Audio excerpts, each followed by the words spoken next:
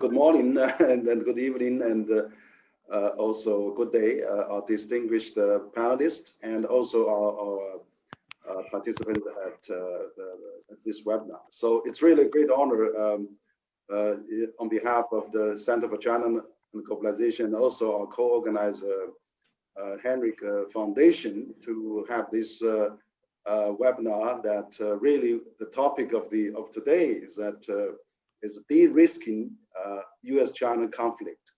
What will the next 4 years be? So this is really very important. And of course, last night we had China announced its 14th five-year plan, and many new objectives has been set, and more detail probably will come out. And also a vision for 2035. So something like that is really get a lot of attention. But most of all, I think that we're having a U.S. election coming up in next few days, actually 3 days from now. So we're holding this webinar at such a really crucial time. I would like to introduce our panelists of this webinar, which we have assembled a very distinguished panelists, I think, for our webinar. And I just introduced in alphabetic order is that we have Alan Dupont. He's the research fellow, Hinrich Foundation, and also he's the CEO of Commonalities Group. He's based in Australia. And we have Mary Lovely. She's a senior fellow, Peterson Institute for International Economics, and also professor at Syracuse University, Maxwell School of Citizenship and Public Affairs, and she has also your time. Thank you. And we have Professor Si Hong. He's the chair of academic committee of a School of International Studies and director of the Center for American Studies at Renmin University. He's on our CCG expert committee. He's also a counselor of a state council, so a great colleague of mine, Professor Shi. And we have Dr. Teng Jianqun. He's a senior fellow and director of American Studies, China Institute of International Studies, which actually affiliated with the Ministry of Foreign Affairs in China. He's also a CCG non-resident senior fellow. And we have also Tim Stratford as the managing director, Covington Berlin law firm, and also former assistant U.S. trade representative. He's an old China hand. And of course, we have Victor Gao. We just heard him. He's just arriving very soon now. My name is Wang Huiyao. I'm the founder and president of Center for China and Globalization. So that's basically the panel we have assembled. So I think that we really, as Victor said, we have an hour and a half almost, and we're going to talk about this de-risk U.S.-China conflict, how we can do, what can be done.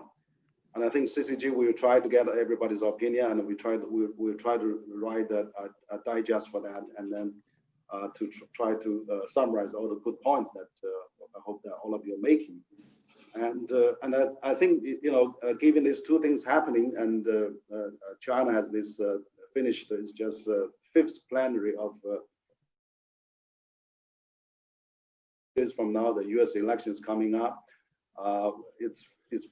We heard that there's a record turnout in voting, and that means something really get all the attention of U.S. and the world, and of course China. So maybe as I know that Tim has another engagement after 9. Perhaps Tim, you can start first.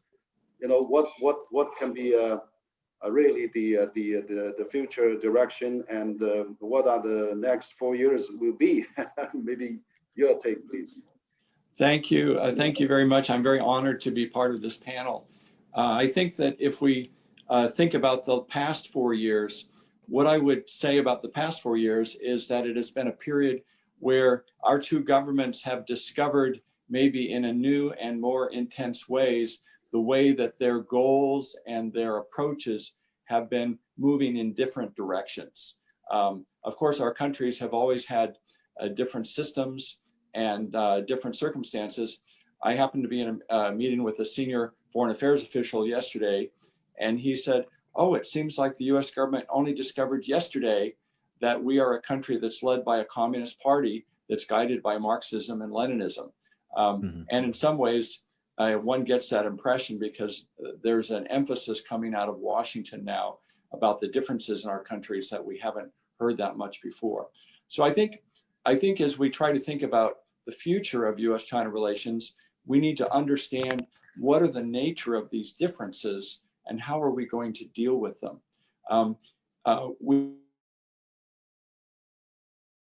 Very intense trade negotiations. Some people have referred to it as a trade war. And the center point of this has been that our economic systems are different, and that the Chinese system is centered around national goals. And in many industries, there are industrial policies. There is state support for the development of certain industries. And that's a system that has worked quite well for China. The United States uses a very different system, and there's some incompatibilities between those two systems. The trade negotiations were an attempt to address those, but ultimately they did not. They had a phase one agreement, but it didn't deal with the underlying systemic differences between our countries that led to the trade war in the first place. So trade differences, how our systems interact, that's something that has to be resolved and faced at least during the next administration. Secondly, national security. Our two countries, when we have tried to deal with our economic relationship, have tried to set national security concerns to the side. And that's been the traditional US approach. We try to have an open economy, open for investment, open exports and so on, with a few very special exceptions where you need to get CFIUS approval if you're going to invest in the US, or if you have to get an export license for a certain technology. But this was a relatively small part of the economy, and everything else was pretty much open to free trade and free investment. But now there are more and more elements of the economy that have national security implications. And one of the obvious areas of difference between the two countries where this has been manifest has been in 5G networks. 5G networks are very important technology. They do create national security vulnerabilities and offensive capabilities. And it, in both of our countries, would be concerned about that. But it's hard to wall that off from the rest of our economic relationship, because the internet is used as a backbone for so much of our economy. So we have to think in new ways about how to have open economies, but still to deal with national security concerns that now pervade across many, many parts of our economic relationship. So national security is another issue. Another issue has to do with law enforcement. And in the United States, there's a feeling that some Chinese companies and some Chinese individuals haven't been so attentive to US laws. And there's a real drive now in the United States to enforce some of these laws. And this is seen as being targeted against China. So it's creating a lot of. One example is the case of Madam Meng from Huawei. And this is regarded as kind of a symbol of American bullying on the Chinese side. But on the US side, it's regarded as a law enforcement case. And so law enforcement and how this affects our populations is another key area. And then we have human rights and different views about how politics and flows of information and so on should be managed. So that's another area where we're having tensions related to Xinjiang, related to Hong Kong, and other areas. And then finally, there are different views about the COVID pandemic and who's responsible and how we should be working together. So these are major areas where our two governments have different views and where there's been a lot of tension, in fact. And the question is, how will a new administration deal with these questions?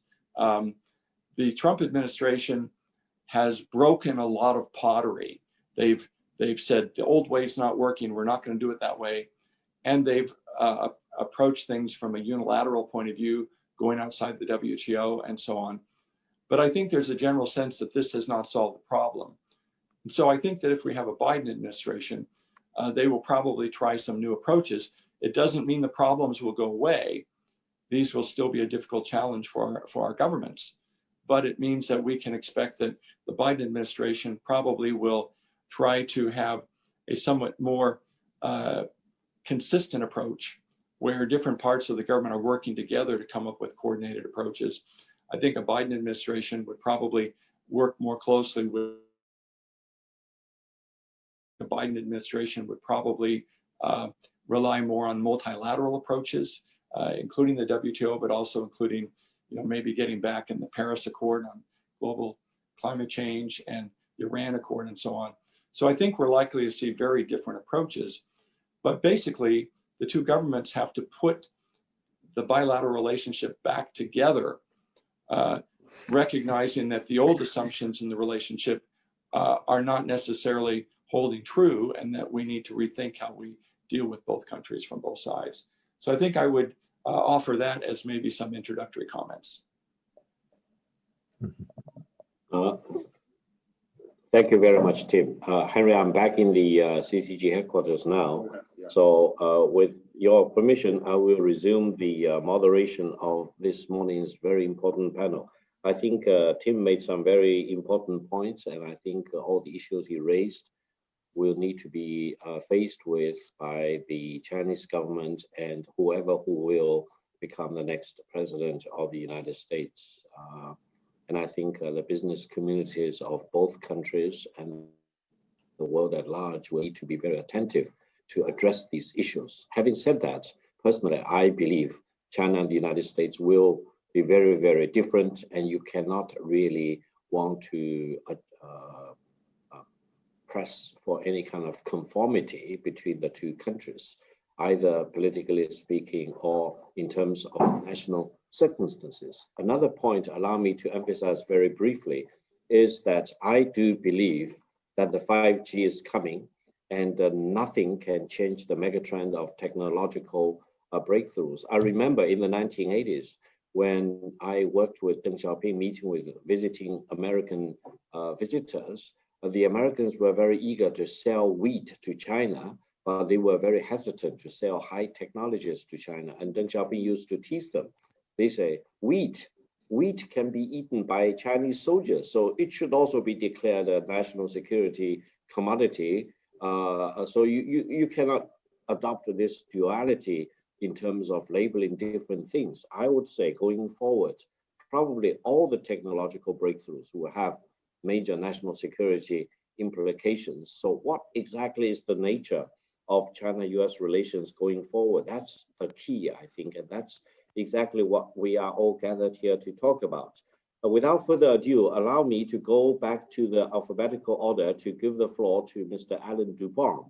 And we at CCG also thank Hinrich Foundation for co-sponsoring today's panel discussion. Thank you very much. Mr. Dupont, you have the floor. Thank you very much, Victor, and good afternoon or good morning, everybody. Before I start, I should just say I've just discovered that the lights in this room are automatic. If I don't move, they go off. So if I suddenly become dark and I start to throw my hands around, you'll know why, because I need to get the lights going. So I thought I'd just mention that. Okay, so just a little bit of background. I wrote a major paper for the Hinrich Foundation earlier this year, looking at whether we were heading towards a new Cold War. And I looked at US-China rivalry in the context of trade, technology, and geopolitical conflicts. So let me just give you a very concise summary of the key findings, and I'll make some observations about some of the other themes we're going to discuss later this morning. So the key question is, has the linked US-China trade, technology, and geopolitical conflicts, have they actually precipitated a new Cold War? And my answer to that is definitely yes. Having said that, there are, of course, differences with the first Cold War. And if I could just summarize them as really China has supplanted Russia as the main threat in US eyes, and strategic competition between the US and the Soviet Union, as we recall, largely played out into the political and military domains. There was little trade between the two competing blocs. But the main contest between the US and China is obviously in the economic domain, which means that trade, investment, technology, and strategic industries are central to today's rivalry. Now, if you recall again, the GDP of the Soviet Union was only about 40% of that of the US at the height of the First Cold War, but China's is already at 60. Between them, and this is the key point, the US and China account for around 40% of global GDP.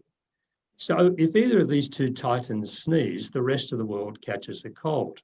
Literally in the case of China, as the impact of the coronavirus has continued to lay waste to the health and prosperity of millions. So there are differences, but the similarities are more striking and more relevant. And I'll summarize them as really 6 points that I think are commonalities with the First World War. And the first one is that US-China rivalry is between the world's two most powerful states, but one is a liberal democracy and the other is avowedly communist. So it's certainly authoritarian. Second, it is a system-wide contest for supremacy. It's not just between the US and China, it's systemic. Third, it is about values as well as power. Just as the First Cold War was, it was essentially an ideological conflict. This is becoming, unfortunately, one as well. Fourth, I think it will be a multi-decade struggle for global ascendancy. Fifth, a second geopolitical bifurcation of the world is likely. And sixth, neither side wants a full-scale military confrontation. In short, it's not your run-of-the-mill great power conflict. I use the Cold War analogy advisedly because I still think a simmering rivalry is more likely than a hot war. But this is hardly cause for relief or complacency. I believe that a second Cold War could be worse than the first, given the interdependence of the US and Chinese economies, their centrality to global prosperity, and the proliferation of dangerous military and cyber technologies. A worsening of the US-China trade and tech wars could reduce international cooperation, reinforce protectionist tendencies, and open new fronts of conflict and contestation. It could also complicate global economic recovery after the ravages of the coronavirus and lay the seeds for a second global recession or even depression. An extended period of great power competition between the US and China would risk the gains from more than 70 years of trade liberalisation, disrupt global supply chains, perhaps even balkanise the internet and divide the world into two mutually incompatible political systems. But having said that, with Taiwan and the South China Sea, the most likely triggers for military conflict between the two major powers, even though both of them know the risk and neither wants to have that conflict. The core reason, in my view, for the deterioration in relations between the US and China is that both are now wrestling for strategic advantage in an increasingly bitter contest for global leadership. Beijing thinks Washington is bent in containing China to prolong declining American power while denying China its rightful place in the sun. Americans increasingly believe that Beijing is threatening US security interests, undermining its prosperity, interfering in its democracy, and challenging its values. Anti-China sentiment unites an otherwise divided and partisan Washington. So no matter how cleverly spun, I don't believe a trade deal is going to get the relationship back on track, even if it occurs, because both countries have moved from a framework of cooperation to one of open rivalry and strategic competition. Diminished trust, different worldviews, the systemic nature of their confrontation, and domestic politics all present significant challenges that will need to be overcome in order to avoid the worst case outcomes of the new Cold War. Now, let me make some very brief comments on the 4 topics we've been asked to address in this webinar, which my co-speakers will unpack and discuss in more detail. Are there likely to be any substantial changes to China policy under a new US administration? I don't think so. If Donald Trump wins next Tuesday, I anticipate a further hardening of US-China policy. If Biden wins, he's unlikely to reverse the direction of Trump's policies, and there could be additional tensions over human rights. So it's difficult to see a circuit breaker anytime soon to the downward spiral in relations, certainly on the US side. Similarly, I'm not optimistic that Xi Jinping is in the mood to make significant concessions on any of the major points of tension. Indeed, he may double down on his pushback against the US and assert China's newly acquired global power and influence. Are the US and China destined to decouple? I believe they are, but the extent of that decoupling is still unclear. I don't think the US and China are still joined at the hip in so many ways, but selective or managed decoupling is unavoidable and is already occurring, principally in the tech arena. So what would be the likely impact on trade and technology? My concern is that tech decoupling will spread to all areas of the US-China relationship, including education, trade, business, which will further disrupt global supply chains already upended by the pandemic, as well as financial flows and geopolitics.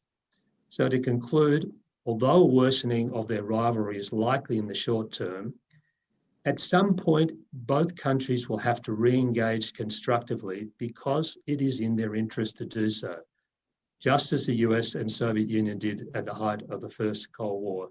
So let me end there on that relatively optimistic note. Thank you. Thank you, Alan. This is really a very sobering remark you've made, and I think I personally listened to that very carefully with full attention, and I hope the real situation playing out in the coming 4 years will be a little bit more positive, and that gives us hope to listen to the next distinguished speaker, Miss Mary Lovely, and I hope Miss Mary Lovely's presentation and forecast of the future will be more lovely in a sense. And I think it is this kind of diversity of views and different views focusing on different facets of this very complicated relations between our 2 great countries that gives excitement and gives reason for hope or less hope. So let's see what Ms. Mary Lovely has to inform us 5 days before the momentous day in the presidential election. Thank you. You have the floor, please. Dr. Wang, for having me back. I always enjoy these dialogues. Yes, first of all, I want to thank not only CCG, but also the Hinrich Foundation for funding this and making this possible. I think that these dialogues are exactly the type of interchange that we need to avoid the continuing downward spiral in relations. I have to agree with Mr. Gao and say that Alan Dupont's comments were quite sobering and scary. And I'm torn between this view that America thinks that there's going to be conformity between the 2 countries, which Victor mentioned, and Alan's statement that we're headed toward a hot war. That's quite a huge span. I don't think that any of this is very, that it's predetermined. I think that we have to recognize that President Trump was in some sense sui generis. He was a one-off, we hope, and at least I personally do, because I think he's been quite destructive of US international relations. But even if he is not, we have to admit that this has been a unique period. And even if he has a second term, it would be a unique period. Now, having said that, it doesn't mean that things can be put back together easily. As Timothy said, there's been a lot of pottery broken. So we do need to think about what has happened. But let me just say, I don't really find the Cold War analogy that useful, because I think there are, as Alan said, there are similarities, but there are also important differences. And I think a very important difference is that China and the United States are much more integrated with each other than the US ever was with Russia. Alan mentioned this, but I think it's a reason why both countries would hesitate before pushing toward even hotter confrontation. Is deeply integrated with the rest of the world. If you remember, the world was really bifurcated between the Western axis and the Soviet axis, and this is not the case today. In fact, many countries with whom US is an ally have higher trade share with China than they do with the United States. So it's not going to be easy for the United States to just say, okay, just take all your toys and go home. I don't think that's going to happen. There's just too much there. Let's add in the important role of multinational corporations, which fundamentally underpin the relationship between US and China. 60% of the trade between the United States and China, at least US imports, are coming from foreign invested enterprises operating in China. Many US companies earn a large share of their profits in China. Meanwhile, China is also dependent on the United States and has even in this recent meeting of the Central Committee, we've had the reaffirmation of the role of foreign investment in China, and a role not only for bringing technology, but for helping China to reach the next phase of its development. So I think there's many reasons to think that we need to kind of put the brakes on this Cold War rhetoric and think about how we can overcome some of the problems that have really been exacerbated over the last 4 years. First, I think it's going to be very hard to return US-China commercial relations to their previous state. This is Tim's pottery breaking, I think. Tariffs average about 20% on 2/3 of our exports to you, or US exports to China, Chinese exports to the US. We've seen the destruction of markets. US farms, for example, spent more than 20 years cultivating their been swept away. We have the US placing increasingly restrictive, and may I add, erratic export controls on sales to China that the rest of the world has had to navigate. We have tightened screening on Chinese foreign direct investment in the United States, restrictions on visas, and then, of course, retaliation by China and threats against US citizens. So we're seeing very negative, not only actions, but also dialogue. So it's hard to see how we can break this cycle, but I think that the election may be exactly what could do it. I have to say also that China has not, unfortunately, bought itself much goodwill in the United States with the Phase 1 agreement, something that we might have hoped would have happened. The purchase commitments were always highly unrealistic. They're way behind. Phase 2 is not going to happen, is my view. There's really no basis of trust for the two countries to create some kind of negotiated settlement to these very difficult issues like the role of state enterprises, state subsidies, national security issues.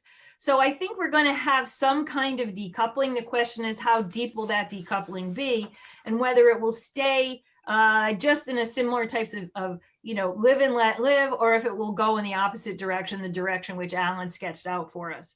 I think that to think about this, we might want to think about how a Joe Biden administration might be different than a Donald Trump administration. And I think that the clear indication, and here Joe Biden doesn't have a lot in his statements about actual trade policy, but we might think that, of course, he'll turn to the domestic economy for 2021. He has to. The US is still having very high rates of COVID infection. entire year. But we have to believe that he will reinvigorate with the allies. And while this many people paint as joining with the allies to confront China, actually China has been at the WTO. It's clear looking at the statement on state subsidies that was put together by the trilateral statement by the US, Japan, and the European Union, that it's not something that China is going to be able to accept immediately, but it may be the basis for some negotiation. So there is some possibility here that we could get the WTO functioning again and provide at least some basis for negotiation. We also know that a Biden administration is going to be more sympathetic to subsidies for industrial policy purposes itself. So it may want to dial a bit back on that. In contrast, President Trump's industrial policy has been almost entirely tariffs. So there you have it. One is, a hammer, and one might have some sweetener in it, which is, hey, let's put some disciplines on these subsidies, but otherwise try not to destroy the gains from trade. So what are the keys to de-risking the US-China relations? I think, first of all, we need to restart strategic dialogues. Actions by both sides, and I include making it increasingly difficult for us to have dialogues. It's increasingly difficult for me to talk with my academic colleagues. It's increasingly difficult for me to do research with my academic colleagues. So we need to restart dialogues at all levels of society to get this thing back on. Secondly, I think we should look for some easy wins, maybe through the WTO. For example, it's been hard to get China on board fully with fishery subsidies, controlling disciplining fishery subsidies. There are some things at the WTO, some reforms that could be made where both sides, for example, we could all agree on a director general, which we know the US is just serving as a blocker today when it blocked a very qualified Nigerian from becoming the next director general. So I think these easy wins could begin to build confidence. I think we also need to recognize areas of mutual dependence and of mutual vulnerability. So in this sense, we may have to agree on some areas of decoupling. I think 5G is going to be one where we're going to see decoupling, and then we need to contain the effect of that.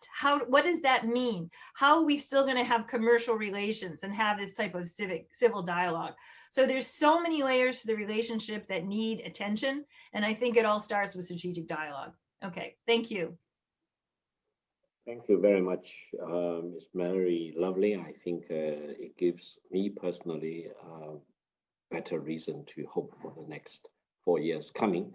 However, I think both perspectives are equally important because we need to be more balanced in our views as well as in how we look forward to whatever that is coming, either out of Washington or out of Beijing, and how the two can really engage with each other.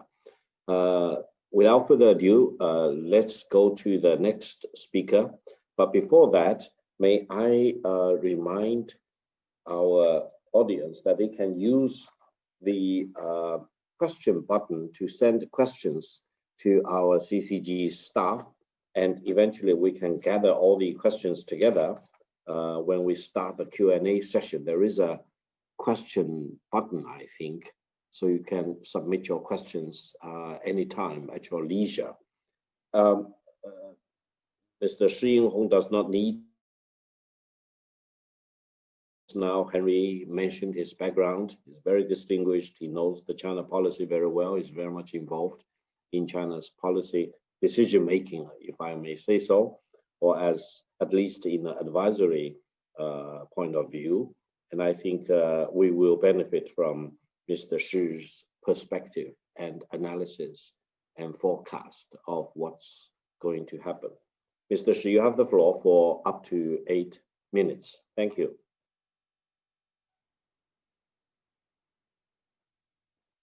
Thank you very much, Vice President. And it's my great honor to be here to discuss with so distinguished experts and from outside China, and with my distinguished colleagues in China. And I would like to focus my talk on a not so difficult prediction. And I will talk about so-called trends of China-US relations after election. And I will divide my talk into two parts. The first part is so-called pros and cons of Joe Biden as US president from a Chinese perspective. And this is my personal point of view. The second part is probable differences in my eyes between the Trump president and the Biden presidency in terms of US behavior toward China. So first, what will be the plus, in my point of view, of Joe Biden as US president? First, a probable different fundamental objective about China, different from that of Trump administration since April this year. That is to force China return to Deng Xiaoping or return to a less centralization of power, rather than like Trump, subverting and eliminating communist power in China. And this is a very big difference, but with a great reservation. In eyes of a top leader, this is not so difficult to persuade after April this year. Second, and this is very clear to at least to Chinese scholars, Biden-Harris are far from wild, far from vulgar and volatile as Trump has been. So I expect it to bring more credibility to US policy toward China, and therefore to the corresponding stability of bilateral relations. So I firmly believe that the Trump, Biden as US president and the Democratic administration will worry much more the possibility of major military conflict with China or any military conflict with China. And also that the President Biden would pay more attention to US-China diplomatic communication and dialogue at a higher level, or to reverse de facto diplomatic decoupling between two countries. And since the much of this year, and or since I also believe that the President Biden will oppose high tariff warfare against China, as he repeatedly said during campaign, and regarding it too damaging to American companies and American consumers. And also I believe that he will commit in principle, as China does, though in practice, probably also like China, much less so than Europeans. But also, of course, there will be cons. First, there will be no significant difference for a Biden-Harris administration from that of Trump over the major issues of Taiwan, Hong Kong, South China Sea, Xinjiang, Tibet, China's religious situation, and China's human rights situation. And even over the issue of Tibet and the religious situation in China and human rights situation in China, and it's probable that the Biden administration will do even more hawkish and things toward China than Trump administration. The second, the high-tech decoupling from China and the law enforcement actions against China of its claimed subversive will continue in a similar intensity. Third, and this is talk about worldwide, and he will repel in remarkable degree US allied relationship in both Europe and Asian Pacific. So making a Western, so-called united front against China, a more solid reality in all terms.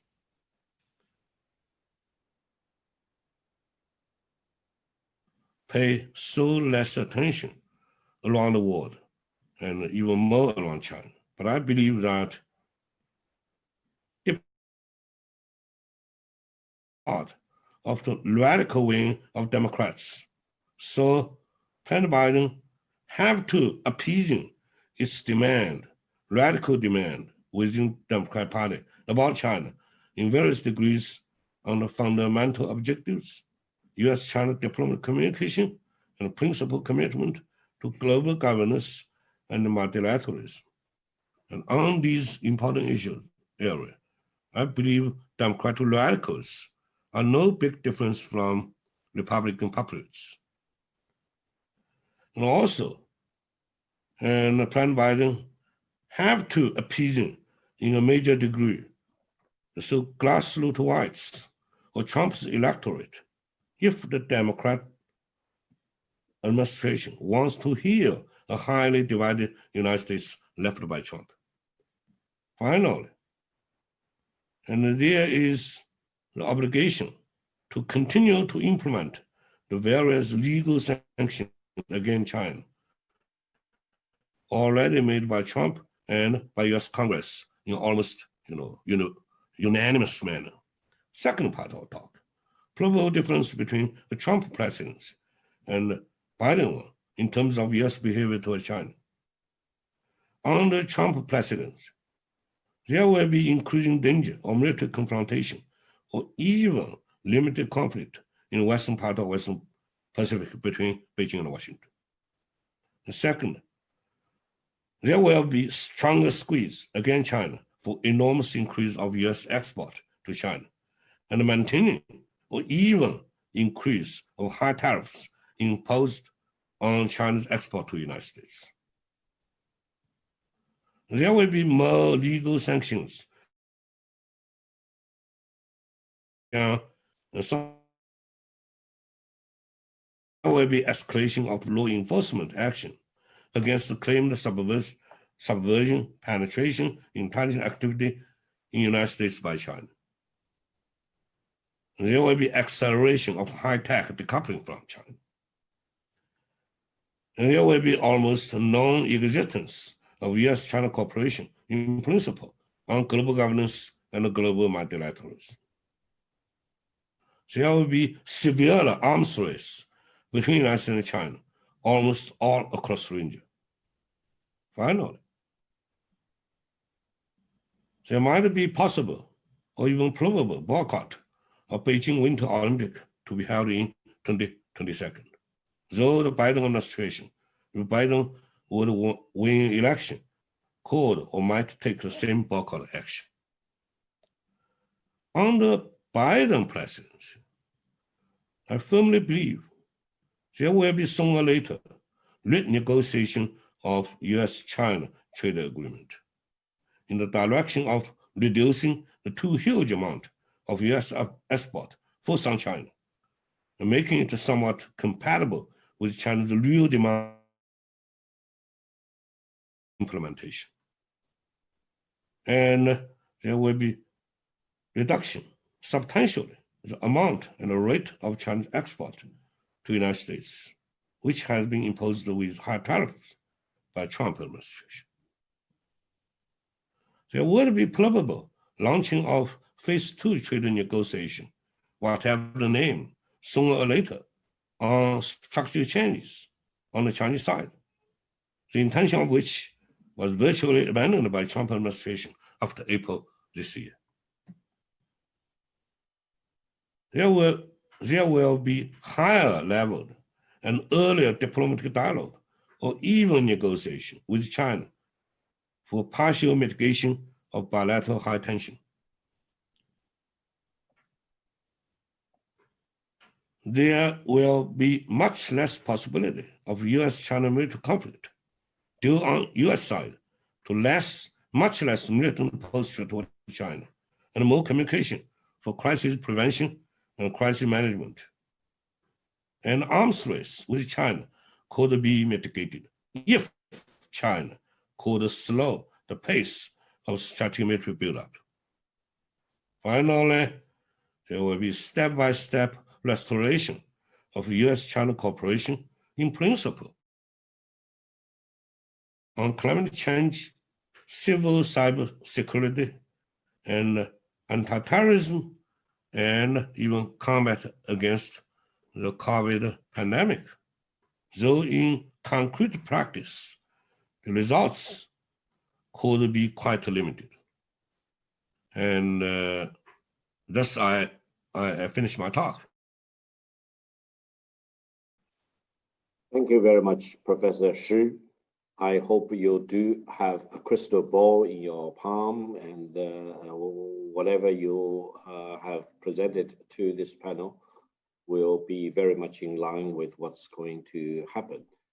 Thank you very much. I think it's very important to size up President Trump as the next president versus President Biden as the next president. But one thing for sure, I've been saying recently that if President Biden goes to the office, I think the United States will need to rejoin the climate change accord. And I've been appealing the next president to at least do that and demonstrate once again the US leadership in the world to do the right thing, at least in terms of climate change.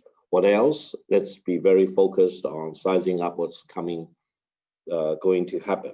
Next, let us give the floor to Professor Teng Jianqun to talk about how he looks at these very, very momentous topics, very important topics. Professor Teng, you have the floor for up to 8 minutes.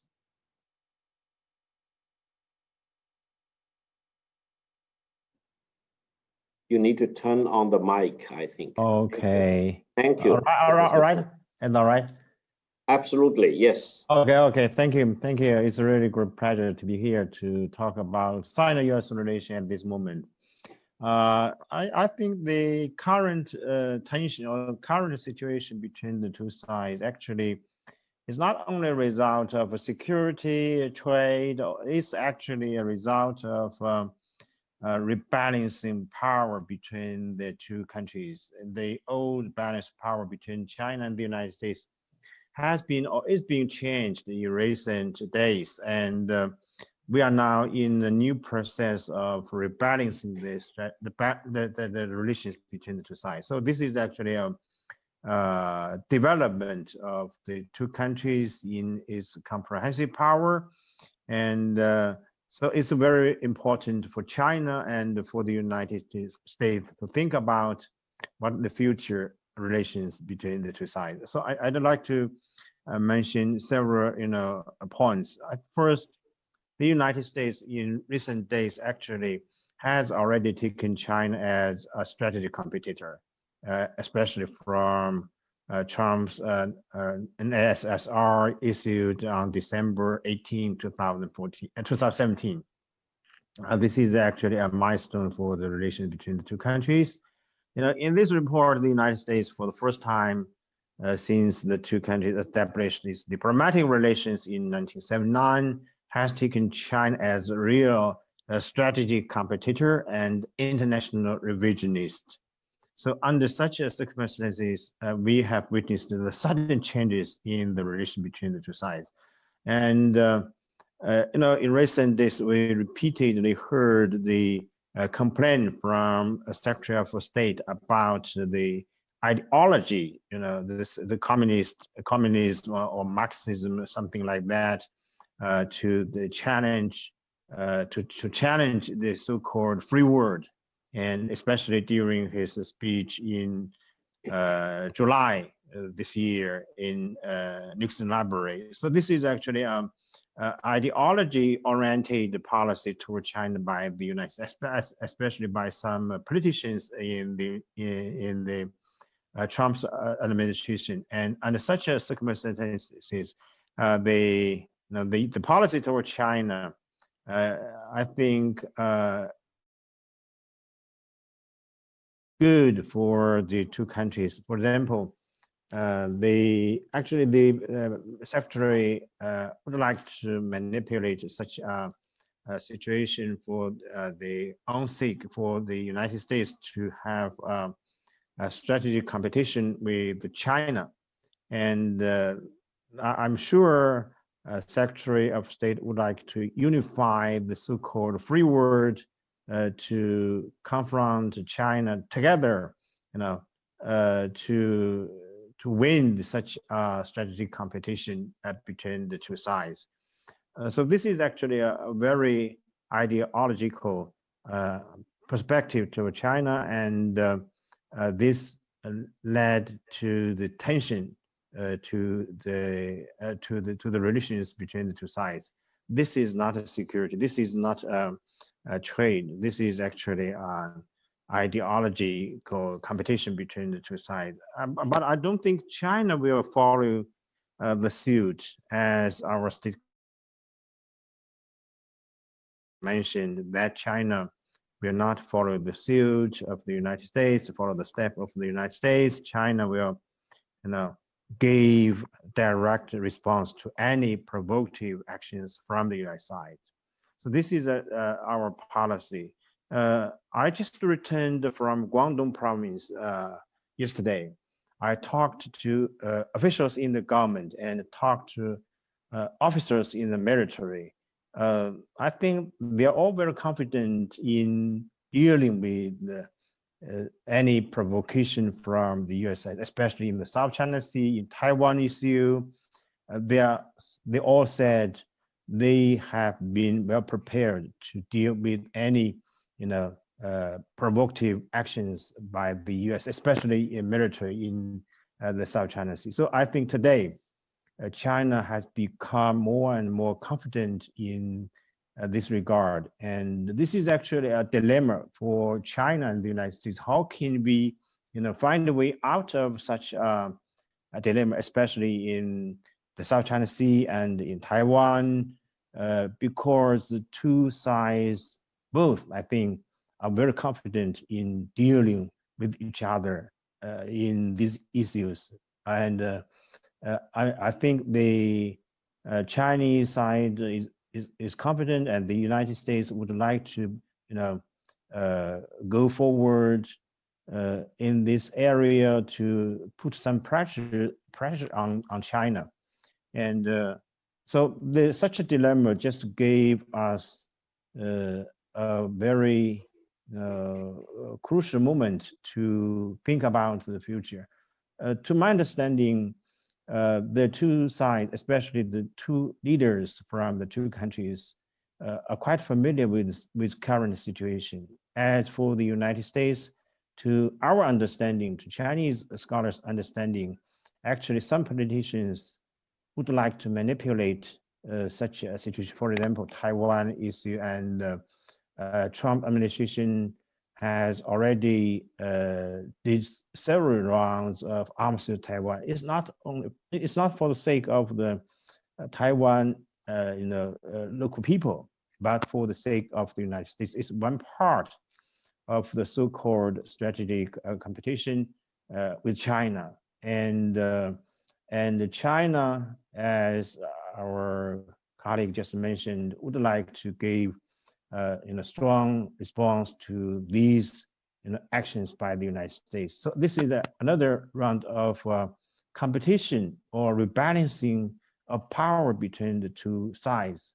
In my opinion, I think even no matter who will be the next president of the United States, Mr. Trump or Mr. Biden, that will not change the current posture of so-called competition between the two sides, because the perspective from the US side toward China actually has been there.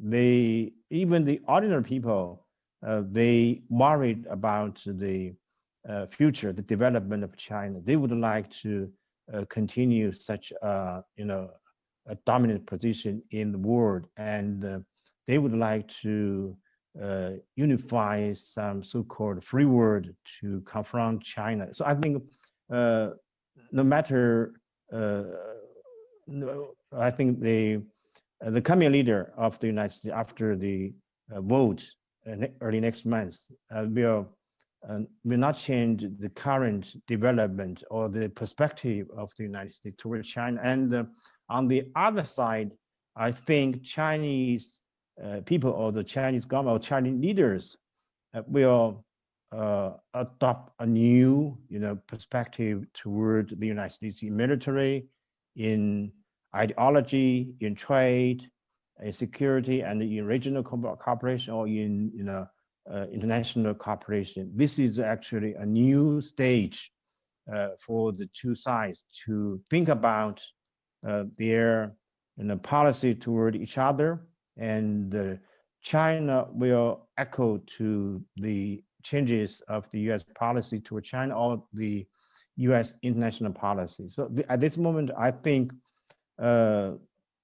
China actually are thinking, Chinese are thinking about the new policy toward the United States. But I don't think China or the United States can afford the price of so-called decoupling of the two countries. This is actually a high price for the two sides. And if you look at the trade, last year, even we were facing the trade friction between the two sides. The total amount of trade reached 442 billion US dollars. Such a great amount of trade. How can you in trade, in technology, in some other corporations? This is actually only unilateral perspective toward China by some U.S. politicians. I don't think such a mentality will give any positive, development in the relationship between the two sides, and also any, positive impact on the future of the two countries. So I think I'm not so pessimistic about the relations between the two sides in the future, because this is time of globalization. We have to find a way out of such a dilemma in security, in trade, in every aspect. Don't manipulate the worries of the public in China and in the United States for some sake of some specific groups of interests. This is not good for China, and not good for the United States, and not good for the relations between the two sides. Thank you. Thank you very much, Mr. Tang. I think you presented a perspective of reason and soundness, I think. And let's see how our panel will completely unfold and how the Q&A sessions will proceed. At least we will give the floor to Henry. A couple of very brief points in my own capacity, because once Henry Wang speaks, I need to shut up because he will exhaust all the good points to start with. So the first point I want to make is to decouple between China and the United States. Now, what are you talking about? Are you talking about complete decouple or partial decouple? If it is complete decouple, cutting off every and any relations between China and the United States will suffer probably more than China will suffer. So is anyone really with the soundness of the mind in Washington want to achieve that? I think they probably want to have the cake and eat it. They want to have the so-called partial decouple. They want to refuse to sell China things that China needs, but then they want to engage China as an export market as much as possible. So that will be indulging in fantasy. If you want to have a decouple, let's have a complete decouple and see how will that serve the interest of the American people. More recently, I've been asked the question a lot whether Biden will be more tougher than Trump against China. I've emphasized that the real test is not whether you are being tough on China or not. The real test is whether being tough on China really serves the fundamental interest of the American people. So if being tough on China will not serve the fundamental interest of the American people, then being tough on China may be the wrong attitude. That's number one. Number two is that I would say complete decouple will be suicidal to America as well as to China. The second thing is competition. US has labeled China as a competitor. I think competition is part of life. You cannot get away or get rid of competition at all. So if the United States is afraid of competition from China, why? I've coined the term Tonya Harding syndrome.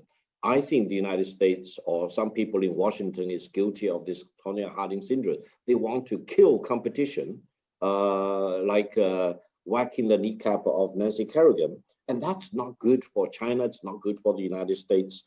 And the third point, very briefly, what do people in Washington really believe they can hold China down without consequence? No, I don't think so. Now, the fourth point, very briefly, which gives me reason to be confident about the medium and longer term prospect of China-US relations, is that I think we need to focus also on the time dynamic in China-US relations. I think there are people in Washington who are very much agitated about China-US relations because they cannot live with the prospect that eventually China will be a larger economy, more impactful as it is today. But the real question is whether a larger China or smaller China will really constitute a threat to the United States. I think China can be larger than the United States, but China does not need to be a threat.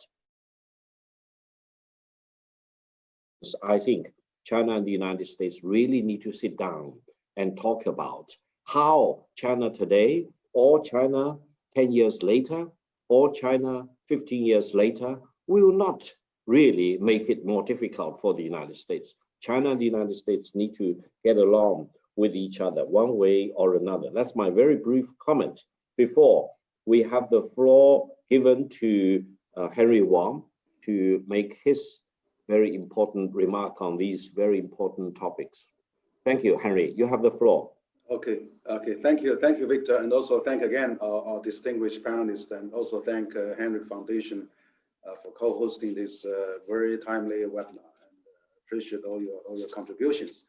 What I think the topic today is really relevant, and what I personally think is that now we are the 2020 will go down in history as probably as a landmark year that really has the world shifted on different focus quite a bit in terms of making people reflect what went wrong and what can be done. I agree that Alan mentioned about there's a more risk now. There's probably even a hot war danger possibly, and Mary talked about even the Cold War or decouple. It's not like Soviet Union days. It's quite a quite complex 21st century issue. So what I was thinking is that now internationally, international community, we are really lacking a kind of a comprehensive or maybe more understandable narrative.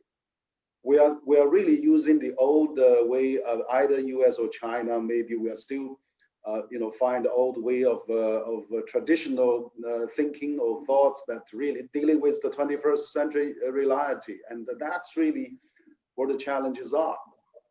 For example, if you talk about China, if it's really as the old traditional 20th century theory, if it's run by one party, then this one party must be really, if there's no competition, and then that all the problem associated with it. But on the contrary, see, China actually has developed quite a different model now, or governance system. You have a consultative democracy. It has really, China has experienced the market democracy, a technology democracy. Everybody, 1 billion smartphone users are voting every day. There's a social media monitoring China on the grassroots basis. China is living in the international community of 200 countries, and U.S. is the largest opposition party for China. So you see, China wasn't really the days of old days that mountain is high and emperor is far away and everybody's autocratic and they make decision on their own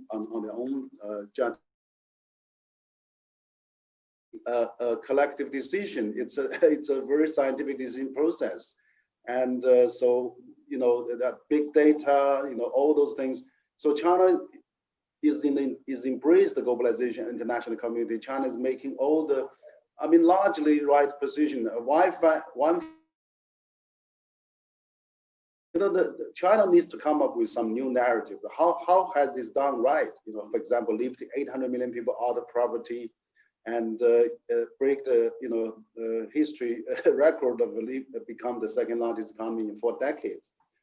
So if we talk about China contributing more than 1/3 of the world GDP growth, become the largest trading nation with 130 countries, something must be right for China. Of course, China our policy has gained a lot of support, a lot of multinational operators in China. Everybody contributes, like multinational employees and contribute also 20% of Chinese GDP development possibly. And so that narrative never really well spoken, I think both internationally and in China. So theory still in the back mind of many people, but doesn't really hold true anymore. On the contrary, we see, the Western system, of course, it's been really doing well for since Second World War, particularly in the early years, 60s, 70s, 80s, when technology was not developed, when market was not developed, when globalization was not that developed. One man, one vote really is the best way to settle all the differences. But now you see, this kind of system may not be really functional with social media, with this kind of problem. We see every country experience every 4 years, and then there's total repudiation of the predecessor, and then start over again. There's a lot of a waste in that, So even people really, some people prefer that kind of system, but efficiency, where it is, maybe it's very democratic, but then you cannot get things done.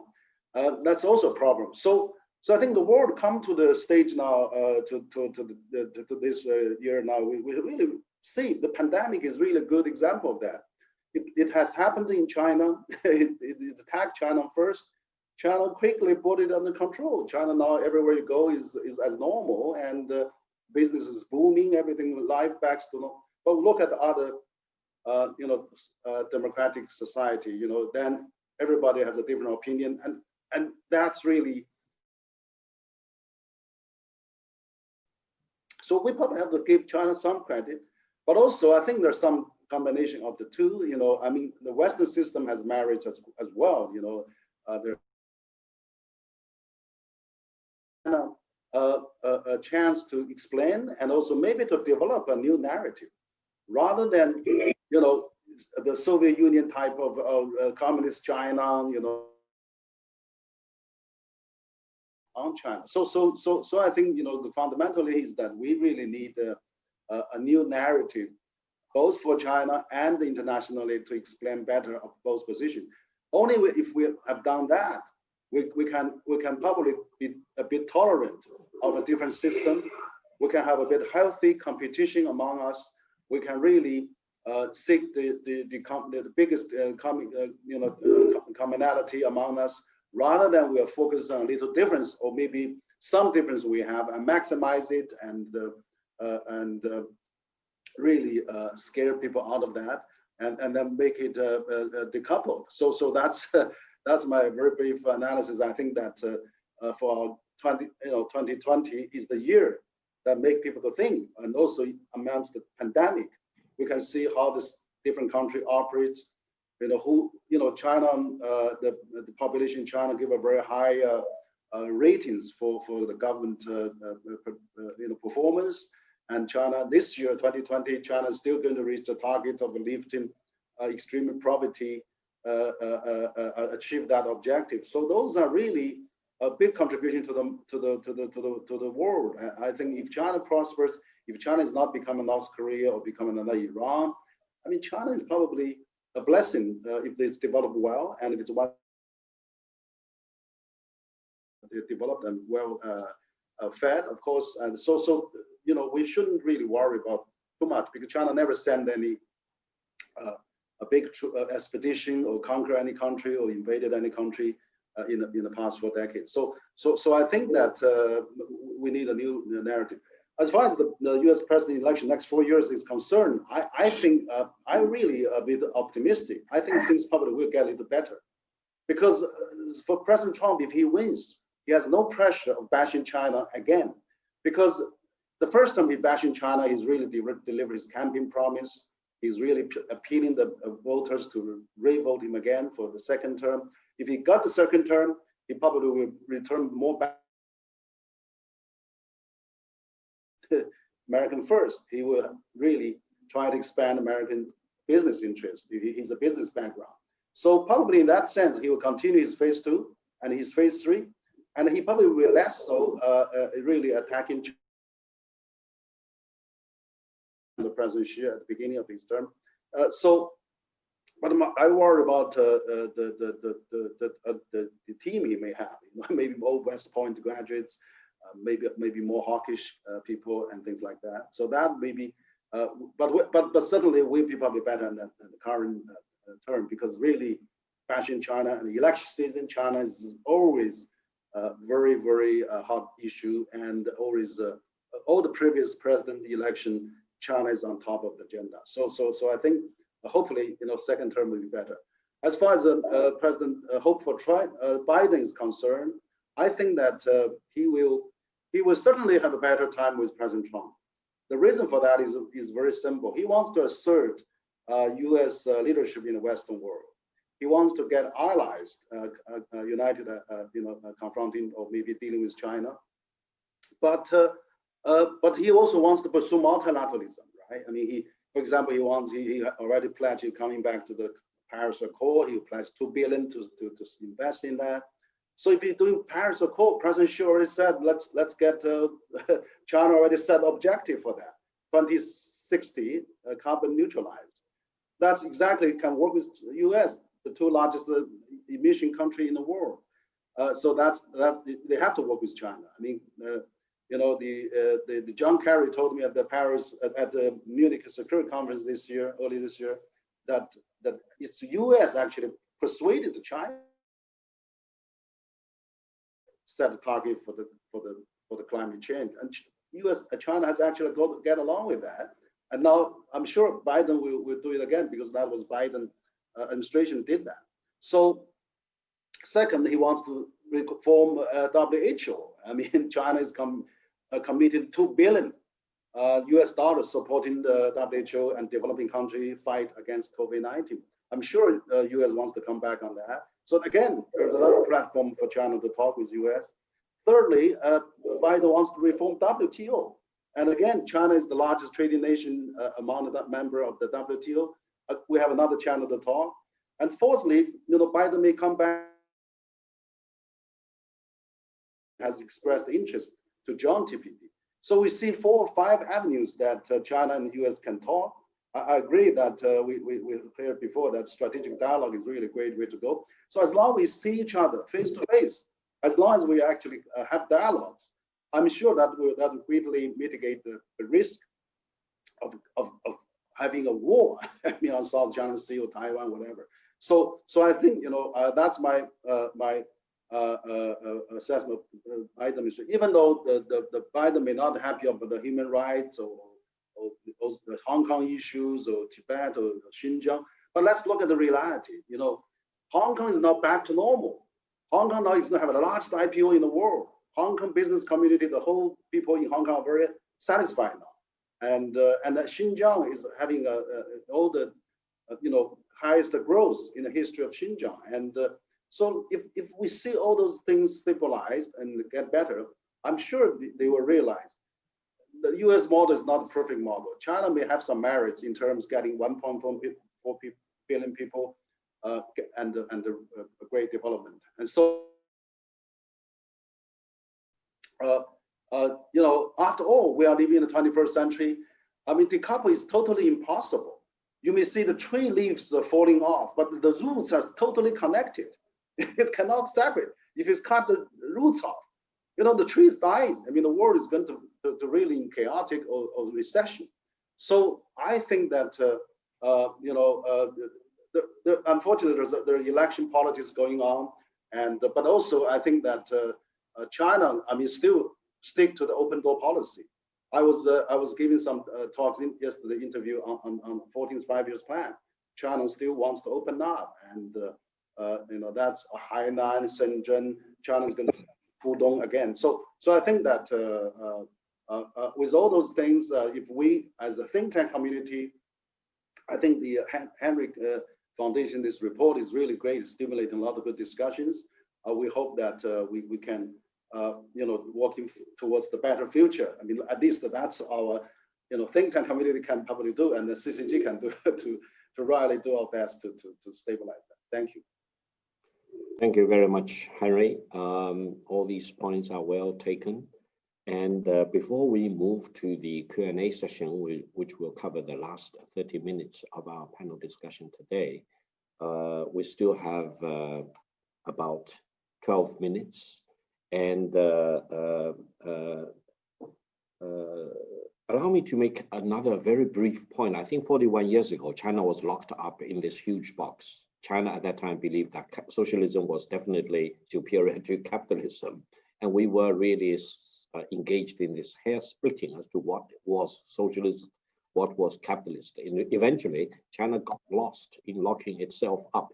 I think it reminds me of Washington today.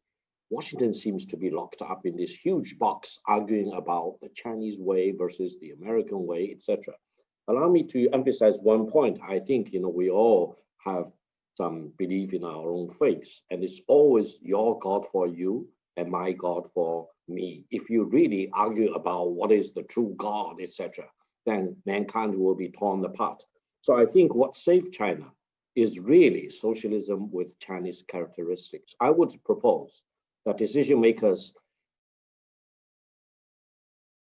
capitalism with American characteristics come up with your own way of doing things, which may be better than the Chinese way of doing things, etc.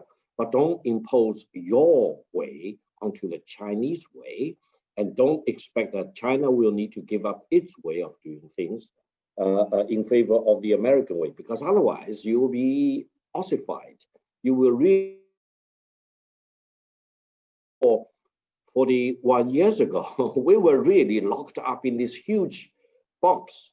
And it gives me no surprise to see all these extreme positions taken by many politicians or think tanks in Washington, because it is not something new. We did that before, and we lost in that great battle. Now, the second point, very briefly, is that China today, and I hope Americans will really take great delight in this, China does not export a political national order. It does not want to export an ideology. China does not have a faith or religion to export at all. China just wants to do business with everyone. And for China to hear someone want to contain China or decouple from China, you really do not know what you are talking about. You do not know the size and the magnitude and the depth of China as a population, as a civilization, as a landmass, for example. No, talking about containing China, you are not talking about containing Fiji, for example, or Samoa. You are talking about containing China, the 1.4 billion people. So really ridicule as far as Beijing is concerned. Hearing such extreme views, as if you really believe your God is better than mine, you really believe your faith is superior than mine, this will be a recipe for a lot of trouble going forward. So let's get along, let's engage with each other as equals, let's respect each other. I think that's the very, very important thing. And what's happening in Paris and in France in terms of the religious extremism should also remind us that there are important international challenges that all the countries need to engage with together. We need to pool our resources together to fight off all these dangerous forces. China is a victim of many of these dangerous forces to start with. Having said that, Q&A session, and I expect more questions to come in as we move into the Q&A session. There are three major questions. One is by Andrew Leong. He's asking how US-China tensions over the South China Sea and Taiwan are likely to play out in the coming US administration, focusing on South China Sea. Anyone who want to take a first shot at this question? I might have a first go at that then. Thank you. Thank you, I'll just say a few quick words Thank you, about Alex. that. So I think the point about Taiwan and the South China Sea is that these are potential triggers for between the US and China, which nobody wants to see, but we have to contemplate because we have to think through the consequences of that and how that might play out. Now, in many ways, Taiwan is the bellwether of relations between the US and China. When relations are good, Taiwan is sort of in the background. When things are not going so well, it's very much in the foreground as it is at the moment. And I suppose the concern from the US side is that China, that President Xi Jinping would see an opportunity now of Taiwan with the mainland. That can probably only come about through the use of China's political, economic, and military power. Now, the question in the minds of the US is, will China do it?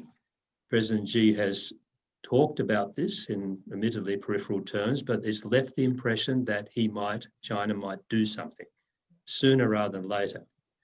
From China's point of view, of course, the US has been provocative by supplying weapons to Taiwan, etc. So is that whoever wins the US election is going to have to remain committed to Taiwan for political and geopolitical reasons. And so there is a real likelihood that tensions over Taiwan are going to increase quite dramatically. And that is very dangerous because it could bring the US military and the Chinese military into direct conflict. The South China Sea is a lesser order issue, but there is still the potential for conflict there. And I don't believe a Biden administration would pull back from the current US position on the South China Sea, which is not to recognize China's claim to 90% of the South China Sea. So that's going to be a standoff that could get worse. But Taiwan, to me, is the real issue, the critical issue. And when I talked previously a little bit about the potential for a hot war, I don't think it's going to happen. But if it were to happen, I think most likely it would be over Taiwan. Thank you very much, Alan. Very well said. I would like to say a few words, 2 points. And about the situation of Taiwan and the United States and between Beijing and Taipei. Past 1 month, immediately since the 37 Chinese fighters to fly over so-called the middle line of Taiwan Strait. Until now, 1 month. And you see there's almost no new, flying over the middle lines. You see no, so-called 四海联动, the several seas, same time to military drills by PLA.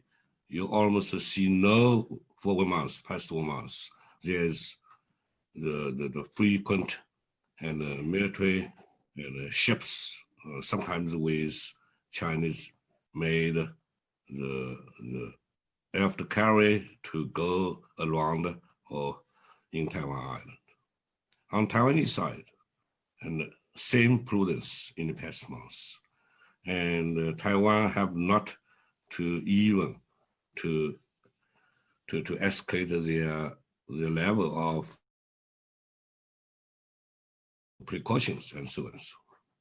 This point, very important. In the past months, Taiwan situation suddenly become relatively quiet. a firmer believer of so-called cross-servicing logical violence. Everything comes from interaction. So I think that for the potential danger of military conflict over Taiwan and over South China Sea, and even potential military conflict danger over East China Sea, I firmly believe the dynamism on the Chinese side is as strong as on American side. So both sides, if we want to prevent a military conflict between Washington and Beijing, both sides have to revise, adjust their major approaches over these issue areas. Thank you. Thank you very much. Yes, Mr. Teng, Professor Teng. In terms of Taiwan, I'd like to say this is actually a very sensitive issue between China and the United States. As recently, the Trump administration has enhanced its manipulation of this issue, including sending of cabinet members to Taiwan to give more advanced military equipment to Taiwan. This is actually one part of the U.S. competition strategy toward China. So I think China actually gave a very strong response, including large scale of military drills. And you know, since early 1990s, Chinese military has adopted the so-called strategy to wage a war on the high tech in the southeast coast of China. I'm sure that the PRA has been well prepared to meet any military challenges from the United States, from Taiwan this time. But this is the last resort for the Chinese government. I don't think at this moment the Chinese leaders would like to go that way. In terms of the South China Sea, I don't think there is any problem in so-called freedom of navigation. This is actually another battlefield for the two countries to compete in military. And to my knowledge, the U.S. military, is very cautious in this regard, and the Chinese military is very cautious, but they all very confident in dealing with each other. So this is actually a dilemma for China and the United States. It's not a military issue, it's actually a political issue.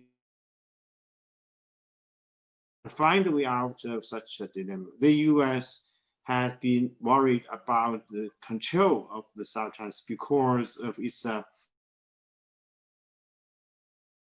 Indo-Pacific strategy. So I think, to my knowledge, as a former naval junior officer in the PRA Navy, I always argued the military-to-military exchanges between the two countries, between China and the United States, was initiated early, in 1980s,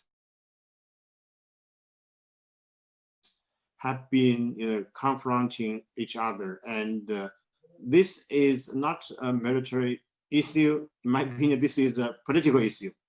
Thank you. Thank you. Thank you very much. Yes, any other feedback, any other contribution? Allow me to make some very brief remarks. I think either a confrontation or conflict involving either Taiwan or the South China Sea between China and the United States will be a very, very big disaster. And I don't think US can afford to lose. And I don't think China can afford to lose. So you are talking really about very rapid escalation from a small skirmish, for example, in conventional sphere, out of control, way rapidly all the way up to MAD. So you are really talking about a potential catastrophe which may engulf both the Chinese nation and the American people. So any decision maker, either in Beijing or in Washington, really need to ponder this war or peace issue between our two countries involving South China Sea or Taiwan or anything else, because I don't think it will be very much limited to conventional warfare. It may soon get out of control. And eventually you are talking about really staring at each other's eye to see who will blink first. And then you are talking about a completely change the landscape in the world. So we need to be very, very serious as think tanks, as scholars, as decision makers in advising our government how to economies in the world, and also between the two largest military forces in the world, both armed to the teeth in terms of nuclear weapons. This is no child's play. This is not something left to amateurs. This is really talking about what's fundamentally at stake between China and the United States. The total length of the province of Gansu from east to west, about 1,600 kilometers. I would say President Xi Jinping is right, at least on one thing, that is this sense of one China, this sense of reunification of China is deeply embedded in the Chinese genes and the DNA. Because over the centuries, China was divided, fragmented, eventually it coalesced again to become a unified country. So I think Washington not only need to decide what to do regarding Taiwan or South China Sea as of now, but they also need to think about in terms of 100 years, 1,000 years, or 5,000 years going forward. You do not want to do something which will condemn eternally in the Chinese history, going forward another century or another 1,000 years as the evildoer, try to split China apart and try to stand in the way against Chinese reunification, because whatever the situation, China eventually will coalesce into one unified country. That's a very, very important thing. And for South China Sea, I think stability and calm and enabling all the neighboring countries to develop peacefully and in greater stability will be the key. And I don't think anyone who wants to really increase the anxiety and the tension in the South China Sea will serve its own purpose or serve anyone else around the South China Sea region. This is very, very important. So if I have a bet, I will bet on peace and stability in the South China Sea. I will bet on the eventual reunification of the two sides of the Taiwan Strait. And I think Washington cannot have the cake and eat it. The China-US relations are based on the pillar that there is one China and Taiwan is part of China, and the United States has consistently acknowledged that fact. Even today, it is acknowledging that fact. But so you cannot at the same time try to do certain things to really urge Tsai Ing-wen to move dangerously in the direction of independence of Taiwan, because that will not happen. If she pushes a little bit too far, one step too further away, she will be met with the full total strength of mainland China as a whole in order to achieve reunification. And if US decides to involve in it and it fails in its attempt, probably that will be the end of the US superpower hegemony in the world. So the stake cannot be higher than this potential conflict between China and the United States, either in Taiwan Strait or in the South China Sea. Let's move on to the second question. It asks about what are the major implications of US-China decoupling for the healthcare sector. How can multinational companies in the pharmaceutical sector be better prepared for the decoupling in the near future? Focusing on healthcare sector. I feel I still have one point to say on the last question. Yes, please. Both China and United States, if we want to prevent the potential danger, and should learn John F. Kennedy and Nikita Khrushchev, we must focus on realistic talk and by both sides. And any, legal position to condemn other side, any self-righteousness seen on a moral vantage point of view is useless, led to nowhere. And Kennedy and Khrushchev to abandon all the fuss, to talk about the issue by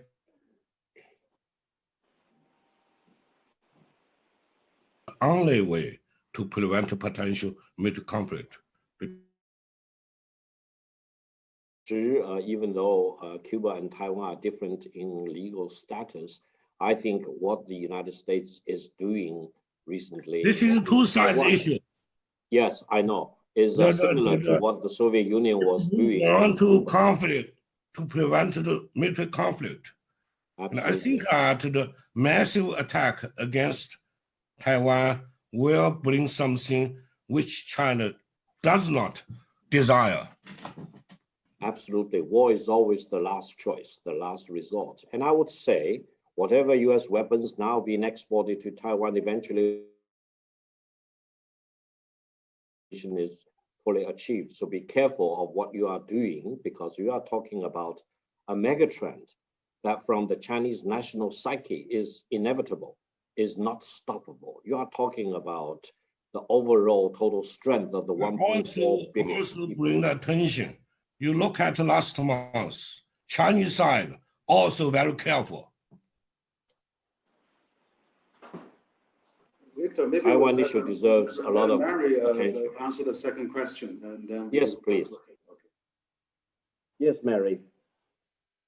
You have any? I think the question was about decoupling in the medical supply sector or pharmaceutical sector. Well, first I want to say that there is a great deal right now of cross-pollination between the biotech sector in the US and the biotech sector in China. Not only the training of Chinese in the US, but labs and R&D that's being done in China for multinational corporations. So in this area, there has been a tremendous amount of cooperation. Obviously, particularly the pandemic and the politicization of the pandemic could lead to some bifurcation.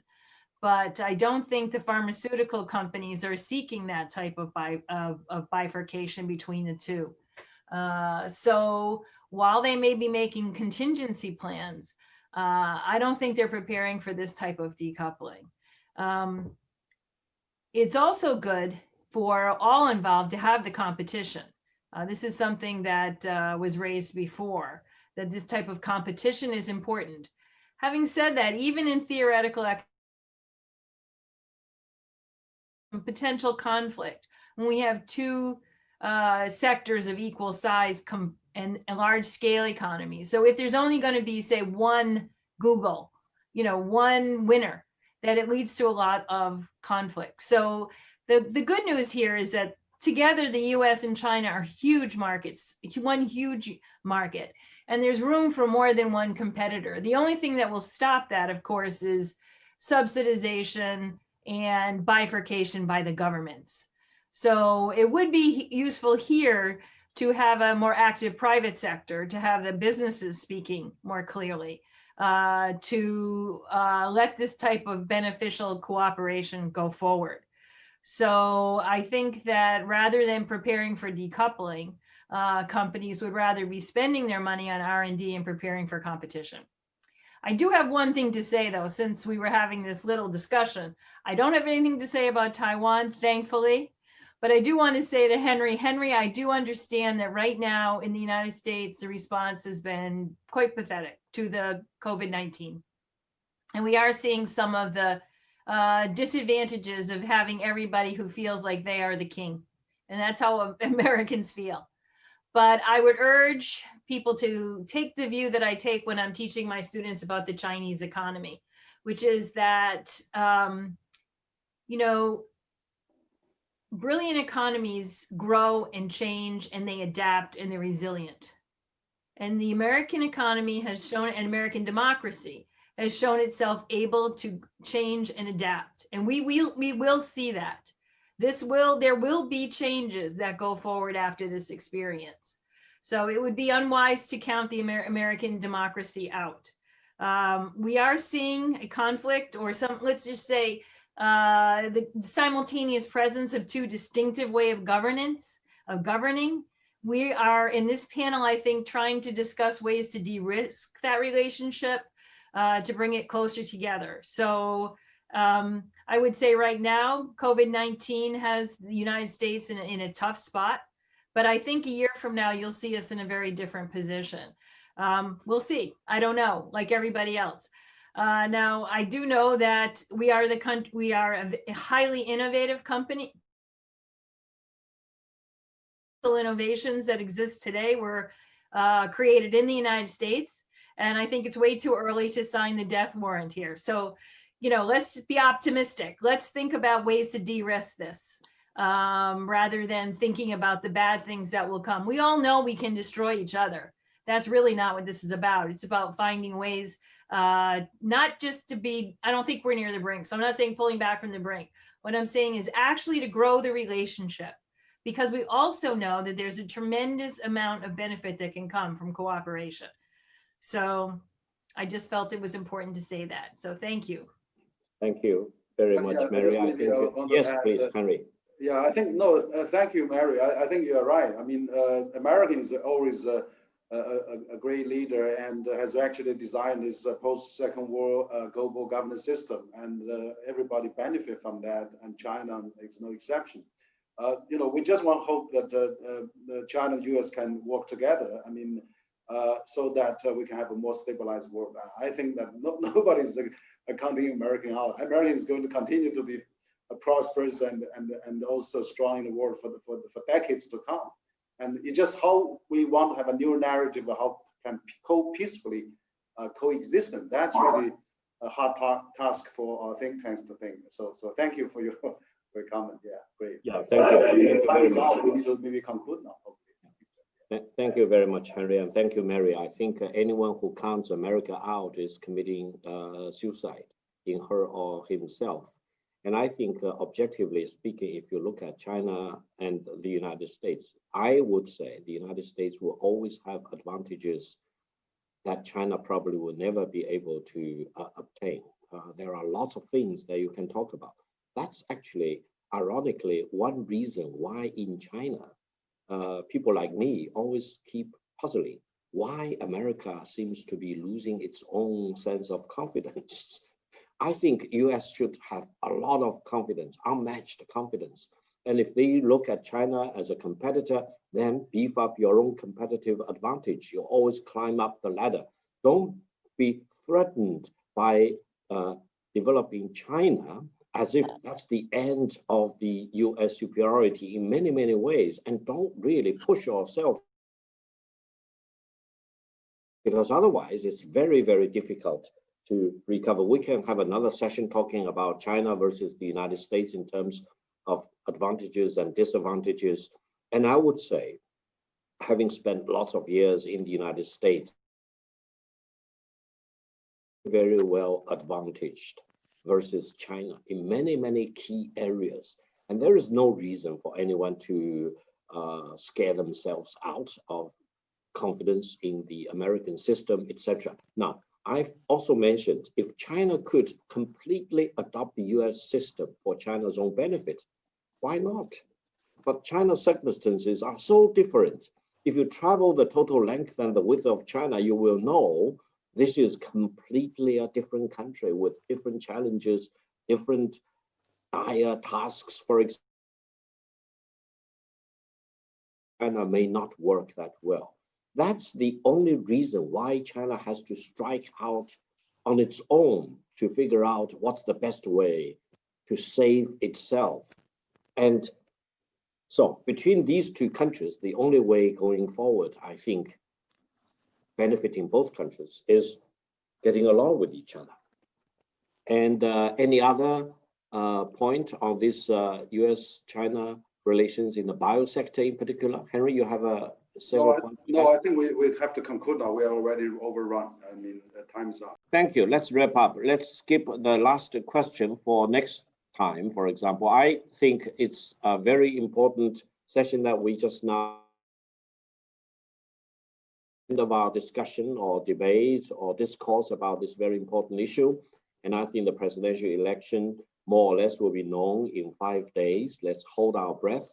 Let's be very, very closely following the situation, and let's re-engage with each other. I think we thank Hinrich Foundation for its contribution, and hopefully CCG and Hinrich Foundation will have other means and ways to cooperate with each other. And I believe the more we talk about it, the more we engage with each other, the better for both China and the United States. So I thank all the panelists for their important contribution, and let's look forward for another round of discussion, at least 5 days later than today. Okay. Thank you.